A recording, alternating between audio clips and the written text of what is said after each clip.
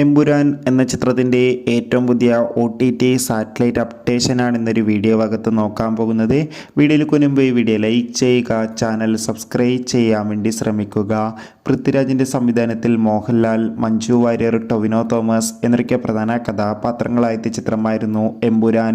ചിത്രത്തിന് അത്യാവശ്യം മികച്ചൊരു അഭിപ്രായം തന്നെ സ്വന്തമാക്കാൻ വേണ്ടി സാധിച്ചിട്ടുണ്ടായിരുന്നു.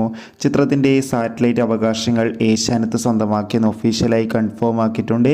അതോടുകൂടി നിലവിൽ കിട്ടുന്ന റിപ്പോർട്ടുകൾ പ്രകാരം മിക്കവാറും ചിത്രം ജിയോ ഹോട്ട്സ്റ്റാറിലൂടെയോ അല്ലെങ്കിൽ സോണി ലിവ് എന്ന OTT പ്ലാറ്റ്ഫോമിലൂടെയോ ആയിരിക്കും OTT റിലീസ് ചെയ്യുക എന്നാണ് അറിയാൻ വേണ്ടി സാധിച്ചിട്ടുള്ളത്.